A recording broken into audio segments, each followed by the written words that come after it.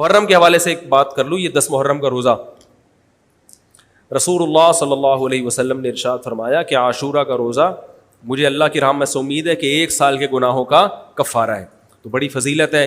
رمضان کے بعد سب سے زیادہ فضیلت عاشورہ کے روزے کی ہے, 10 محرم کا روزہ. سمجھ رہے ہیں؟ محرم میں ہمیں شریعت نے کیا کرنے کا حکم دیا ہے, اسلام کیا کہتا ہے؟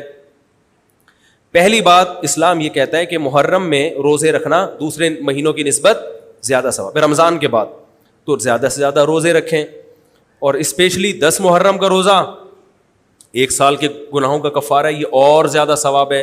پورے محرم نہیں رکھے جاتے تو کیا کرنا ہے, 10 محرم کا رکھنا ہے. حدیث میں آتا ہے کہ آپ نے حکم دیا 2 روزے ملا کے رکھو, کیونکہ یہودی جو تھے وہ 1 روزہ رکھتے تھے, صحیح ہے نا. تو یہودیوں سے مشابہت سے بچنے کے لیے ہمیں حکم دیا کہ اس کے ساتھ ایک اور روزہ ملائیں. تو علماء یہ کہتے ہیں کہ آج کل یہودی 10 محرم کا روزہ نہیں رکھتے, تو اب مشابہت ختم ہو گئی ہے. تو اگر کوئی 9, 10 یا 10, 11 کا رکھ لے تو اچھی بات ہے, نہیں تو صرف 10 محرم کا بھی رکھ لے تو بھی انشاءاللہ پورا ثواب ملے گا, کیونکہ اب اس میں مشابہت رہی نہیں ہے. سمجھ رہے ہیں کہ نہیں سمجھ رہے؟ یہ کرنے کا کام ہے. دوسرا کام, محرم میں گناہ دوسرے مہینوں کی نسبت زیادہ, اس کی قباحت زیادہ بڑھ جاتی ہے, کیونکہ 4 مہینے محترم ہیں, شوال, ذیقات, ذیقعدہ, ذی الحجہ, محرم اور رجب. یہ 4 مہینے جو ہیں اسلام میں اشہر حرم کہلاتے ہیں. قرآن کہہ رہا ہے فلا تظلموا فیہن انفسکم, ان میں اپنی جانوں پہ ظلم مت کرو. یہ ماتم کرنا بھی تو ظلم ہے نا اپنی جان پہ. تو اللہ نے فرمایا ان 4 مہینوں میں اپنی جان پہ ظلم مت کرو. کسی بھی طرح سے ظلم ہو, جسمانی ظلم ہو, روحانی ظلم ہو. جسمانی ظلم ماتم کر کے بھی ہو سکتا ہے, اور انگاروں پہ چل کے بھی ہو سکتا ہے, اپنے آپ کو پیٹ کے بھی ہو سکتا ہے. روحانی ظلم کیا ہے؟ گناہ کر کا. تو نہ گناہ کرنے کی اجازت, نہ کسی اور طرح سے. عام مہینوں میں بھی ظلم کی اجازت نہیں ہے, نہ اپنے اوپر اور نہ کسی اور پر. تو ان 4 مہینوں میں ظلم کی نوعیت بڑھ جاتی ہے. سمجھ رہے ہیں؟ یہ ایک محرم کی فضیلت ہے اسلام میں. اور تیسری فضیلت جو محرم کی, جو بعض روایات سے ثابت ہے, یعنی جو فضیلت تو نہیں کہیں گے اس کو, جو محرم میں کرنے کا کام ہے, وہ بعض احادیث میں آتا ہے کہ آپ صلی اللہ علیہ وسلم نے ارشاد فرمایا کہ عاشورہ کے دن اپنے اہل و عیال پر دسترخوان کو وسعت دو, اس سے رزق میں برکت ہوتی ہے. لیکن یہ جو حدیث ہے یہ ضعیف ہے, سند کے لحاظ سے پاورفل اور مضبوط نہیں ہے. بعض علماء نے کہا کہ اس کثرت طرق کی وجہ سے حسن کے درجے کو پہنچ گئی ہے.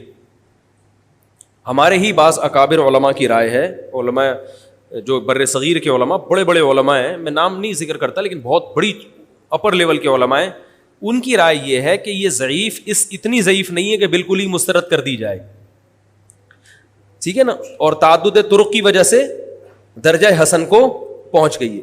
علامہ ابن تیمیہ رحمہ اللہ تعالی, جن کو سعودی عرب میں بہت فالو کیا جاتا ہے, ان کی رائے اور سلفی علماء کی رائے, جو سعودی عرب کے العثیمین, بن باز وغیرہ تھے, ان کی رائے یہ کہ یہ حدیث بالکل صحیح نہیں ہے, اور اس کی کوئی حیثیت نہیں ہے کہ دسترخوان کو وسیع کیا جائے اور عاشورہ کے دن کھانا کھلایا جائے. سمجھ رہے کہ نہیں سمجھ رہے؟ لیکن جو دوسری طرف معتدل علماء, معتدل سے مراد میں ان کو برا نہیں کہہ رہا, لیکن وہ انہوں نے حدیث کی جو, اب اگر آپ سندوں کی تحقیق کریں گے تو اس کو بالکل من گھڑت قرار دینا درست نہیں ہے. اگر سندوں کی تحقیق کریں گے تو ایسا معلوم ہوتا ہے کہ علامہ ابن تیمیہ رحمہ اللہ تعالی, جو ہمارے لیے قابل احترام ہے, انہوں نے اس حدیث کو رد کرنے میں تھوڑا مبالغہ سے کام لیا, غلو کیا ہے. ایسا نہیں ہے کہ بالکل ہی اس کی کوئی ویلیو نہیں ہے. تو ضعیف روایتیں ہیں لیکن کثرت طرق کی وجہ سے درجہ حسن کو پہنچ گئی ہے. سمجھ رہے کہ نہیں سمجھ رہے؟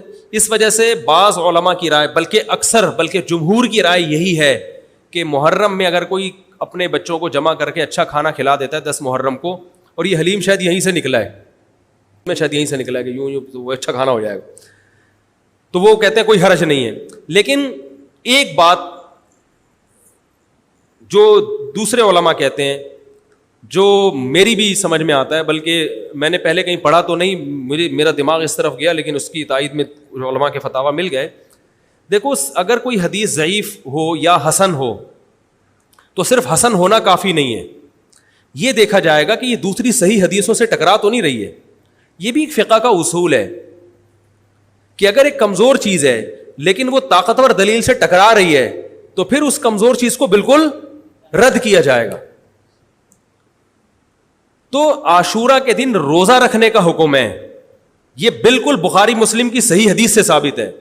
اور جو کھانا کھلانے والی روایت ہے وہ اس ٹکر کی نہیں، اس کو تو ابن تیمیہ جیسے محقق نے بالکل ہی کالعدم قرار دے دیا، بعض عرب علماء نے بھی بالکل کالعدم قرار دے دیا، اگرچہ ہماری رائے ہے کہ بالکل کالعدم نہیں ہے، لیکن بہرحال اس میں محدثین کا بڑا اختلاف ہوا ہے.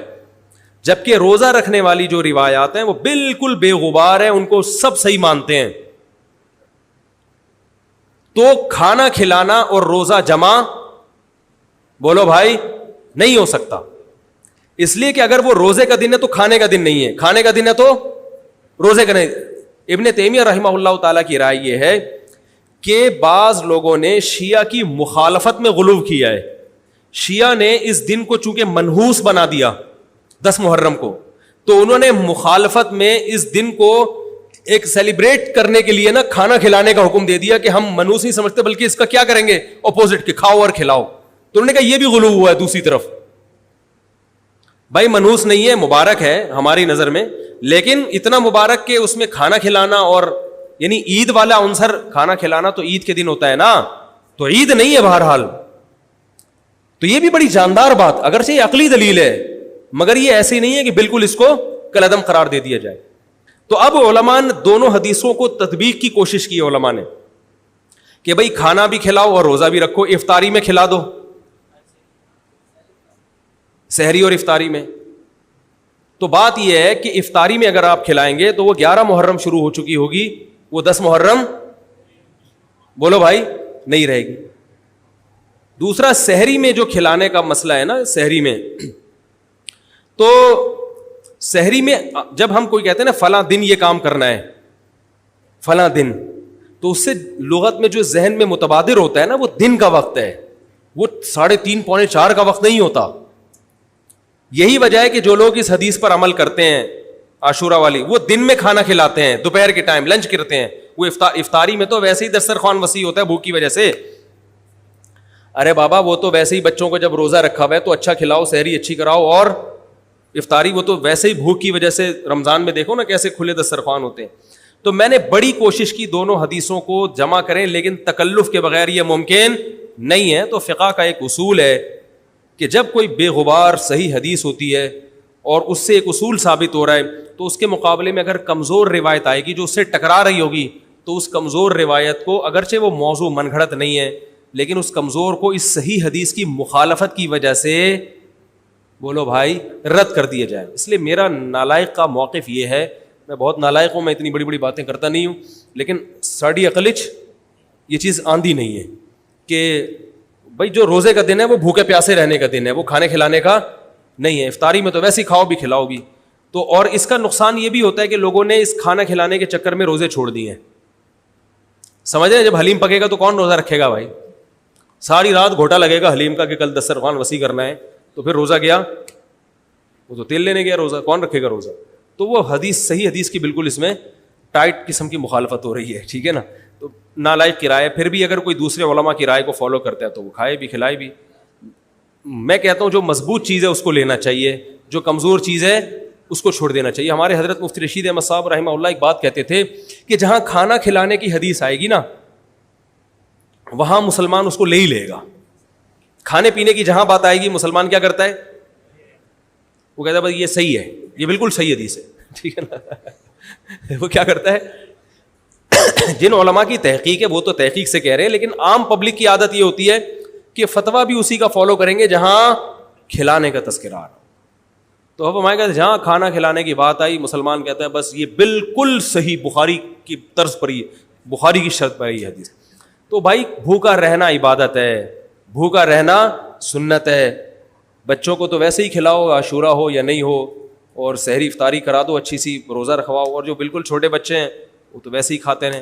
تو اس لیے، اور پھر اس کا نقصان کیا ہو رہا ہے؟ حلیم کے گھوٹے لگ رہے ہیں پوری پوری رات بیٹھ کے. اس کے الگ نقصانات ہیں، سبیلیں لگ رہی ہیں. حضرت حسین رضی اللہ تعالیٰ عنہ تو کربلا میں شدید گرمی میں بھوکے اور پیاسے اپنی جان دیتے ہیں اور یہاں ہم کیا کر رہے ہیں, کھانا کھا رہے ہیں, دیگیں پکا رہے ہیں, شربت پی رہے ہیں. تو یہ بات عقل میں آنے والی نہیں ہے. تو عاشورہ کے دن کی مناسبت سے روزہ ہی ہے, وہ روزہ رکھنے کا دن ہے. اللہ تعالیٰ عمل کی توفیق عطا فرمائے. وما علینا